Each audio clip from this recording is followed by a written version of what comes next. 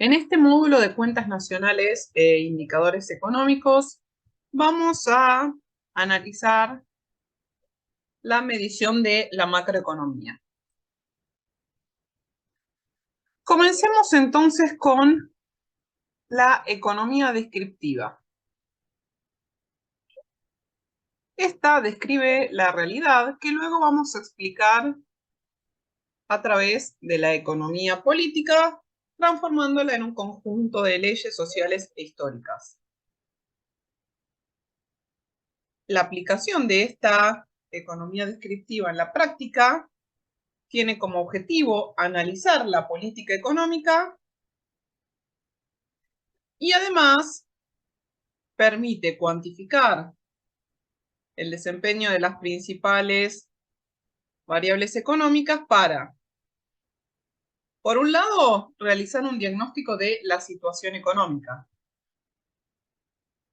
Una vez realizado el diagnóstico, en caso que haya que realizar correcciones, se observa el desempeño tanto ya sea a nivel estructural, es decir, un nivel de más largo plazo, o a nivel de coyuntura.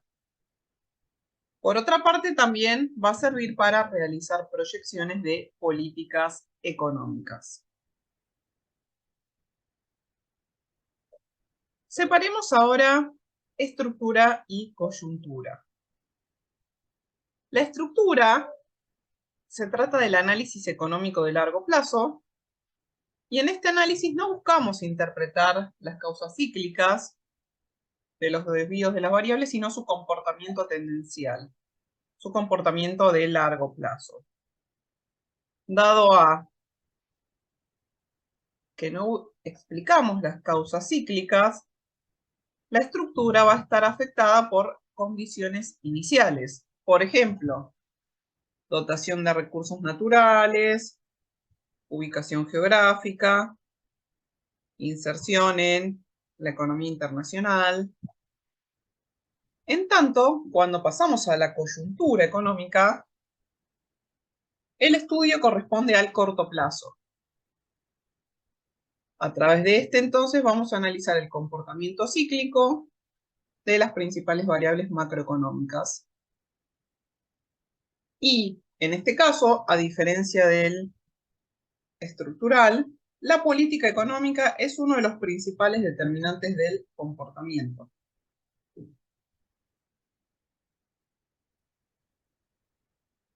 Veamos entonces la actividad económica y la importancia de su medición.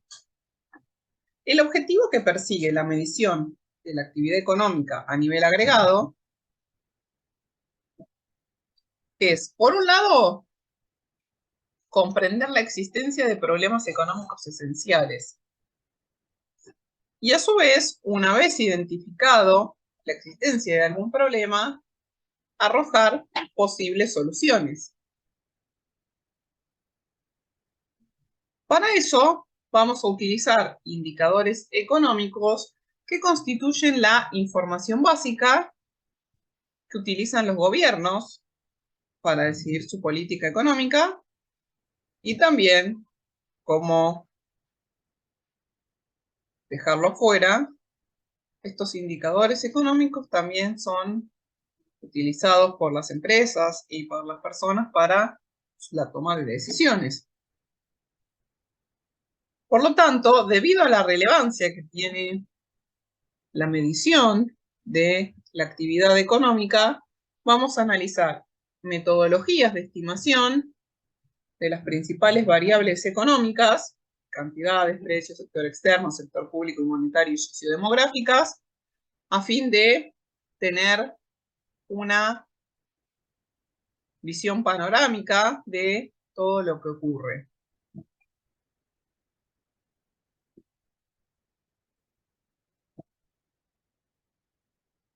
Los sectores y los agentes económicos. Cuando nosotros estudiemos la economía en sectores, vamos a estar analizando desde un punto de vista institucional. Y lo vamos a dividir en varios sectores. El primer sector es el privado, que va a estar conformado por hogares y por empresas. Cuando hablamos de hogares, estamos hablando de hogares consumidores o también de hogares productores. Hogares productores que serían no constituidos en forma de sociedad. Por ejemplo, un hogar productor podría ser una persona que trabaja de manera independiente. Por otro lado, las empresas constituidas de forma de sociedad las vamos a dividir en financieras y no financieras. En este caso, la división importante entre lo financiero y lo no financiero de las empresas tiene que ver con la metodología que vamos a utilizar para medir su actividad económica. Luego tenemos el sector público, que lo vamos a también dividir en financiero y no financiero. Y además vamos a separar el Banco Central de la República Argentina, en el caso de Argentina.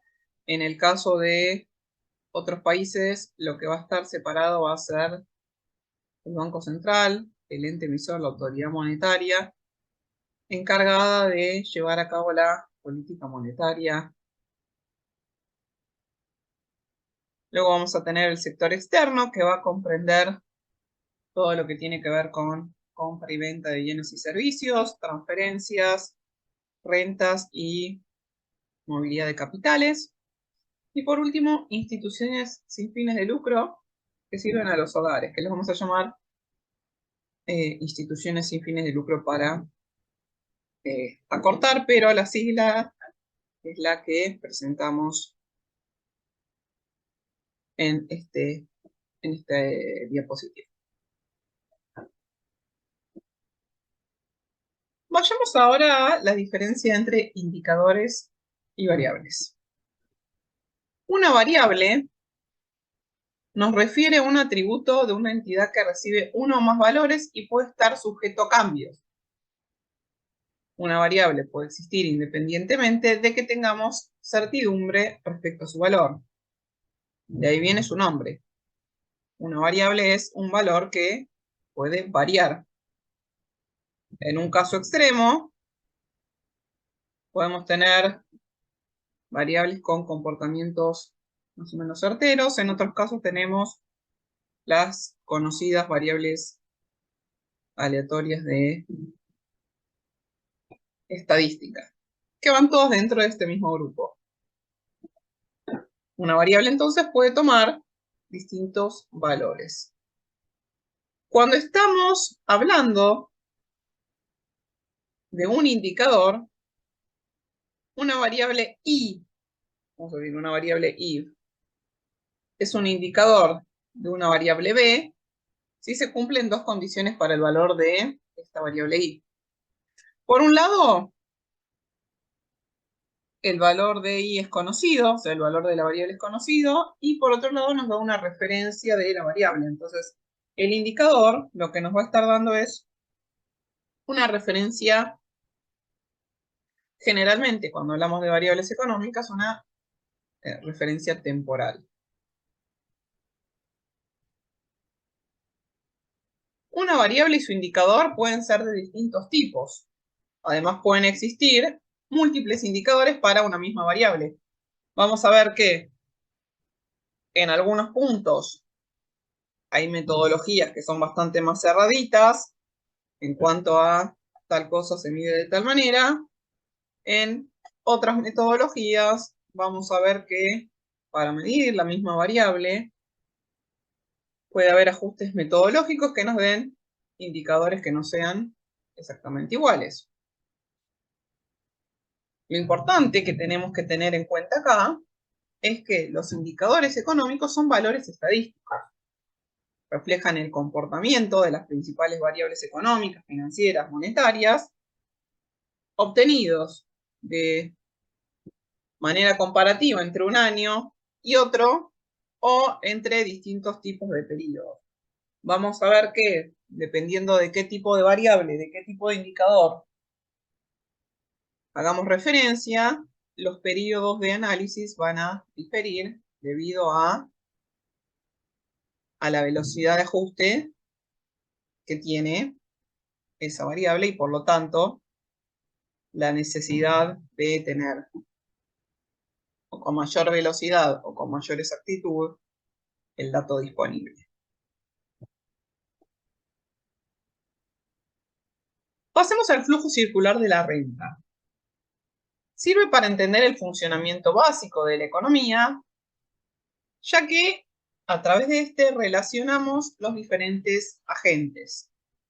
Estos agentes se apoyan en el mercado para repartir recursos, repartiendo recursos y relacionando dos mercados complementarios. Por un lado, nosotros conocemos el flujo circular de la renta más sencillo, donde tenemos hogares y familias que intercambian bienes y servicios y factores de producción. En este caso de indicadores vamos a ver que es un poco más completo. El mercado de bienes y servicios es aquel en que las empresas venden a la familia los bienes y servicios que éstas compran a cambio del dinero y viceversa con el mercado de factores, donde las familias llevan sus factores de producción, tierra, capital, trabajo, y obtienen a cambio una remuneración monetaria en forma de salarios, rentas, utilidades, dividendos, beneficios, que luego les permite continuar esta rueda de flujo de la renta. Entonces, esta relación la vamos a describir como una corriente circular en la que los primeros venden y los segundos compran y luego se da lo opuesto. El dinero que los hogares entregan a la empresa por la compra de bienes y servicios retoma estos en forma de salarios, alquileres y beneficios. Hasta acá tenemos como el core, o la parte más tradicional del flujo circular de la renta.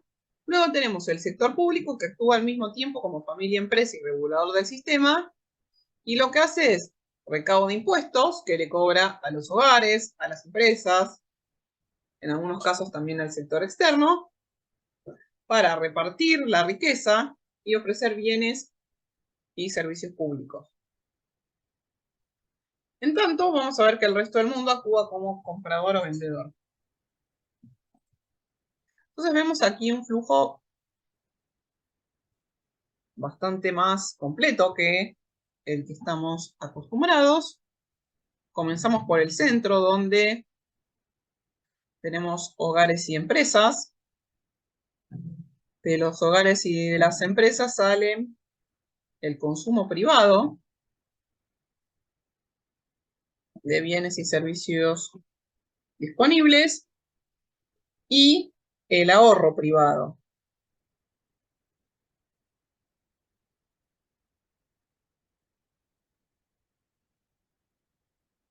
Luego vamos a ver que del gobierno sale consumo de gobierno, que también llega hasta bienes y servicios disponibles, al igual que el consumo privado. Pero si vamos hacia el lado derecho de la diapositiva, vemos que el gobierno otorga subsidios y llegamos al cuadro de Producto Bruto Interno, precios de mercado, y cobra impuestos indirectos. De esta forma vemos que se va complejizando el flujo y vemos que van apareciendo nuevas variables, dado que es un cuadro más completo que nos va a servir para la medición de la contabilidad nacional, de las cuentas nacionales.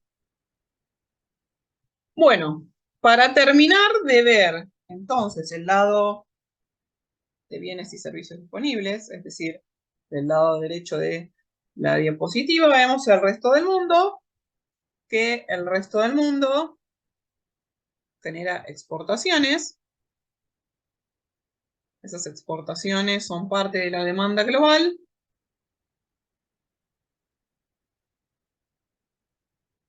Y esa demanda global va hacia bienes y servicios disponibles. Y por otro lado, retomemos el ahorro privado de los hogares y las empresas y el ahorro del gobierno, que entre ambos nos dan el ahorro interno. Ese ahorro interno financia la inversión bruta interna fija. Entonces, si vemos de el lado derecho, estamos viendo el Producto Bruto Interno de una economía desde el punto de vista del gasto. Estamos viendo que los bienes y servicios disponibles de la demanda global de la economía está dada por el consumo privado, la inversión bruta interna fija, el consumo de gobierno y las exportaciones. La oferta global, en tanto, va a ser el Producto Bruto Interno, que es la producción de bienes y servicios locales, más las importaciones provenientes del resto del mundo. Entonces ya tenemos un equilibrio de oferta y demanda. Por último, nos falta pasar del Producto Bruto Interno al ingreso nacional, cuya diferencia está dada en que el Producto Bruto Interno es simplemente la producción de bienes y servicios locales finales, y el ingreso nacional incluye ingresos netos por factores de la producción recibidos del resto del mundo. Sobre ese ingreso nacional vemos que el gobierno cobra impuestos directos.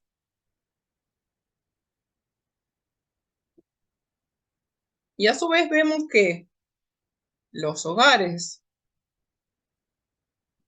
reciben y las empresas pagan salarios, intereses, rentas y beneficios, este ingreso nacional. Entonces, vemos el Producto Bruto Interno en términos de ingreso, y cuando lo vemos en términos de bienes, lo vemos en términos de producto. Esto es un pantallazo general. En los próximos módulos de cuentas nacionales lo vamos a analizar con detalle, analizando qué contiene cada uno de estos módulos. Pasemos a la medida de la riqueza nacional. Lo primero es que la primera respuesta entonces a esta pregunta es flujos. Lo que vamos a hacer es crear, intercambiar y destruir valor económico entre un periodo al inicio y al final. ¿Con qué medio? Con sus stocks. Esto se debe a la posición de activos y pasivos en un momento determinado asociado a la riqueza. La riqueza entonces es lo que contablemente se conoce como patrimonio neto. Sabemos que entonces el activo es igual al pasivo más el patrimonio neto, o podemos decir que el patrimonio neto es el activo menos el pasivo. Vemos entonces en la gráfica que el stock al inicio está dado.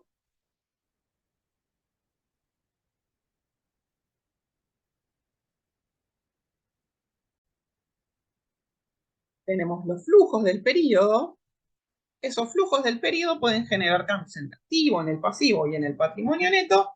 Y como resultado, entre el stock del inicio y el stock al final, tenemos los flujos, que es lo que nos conecta estas variables.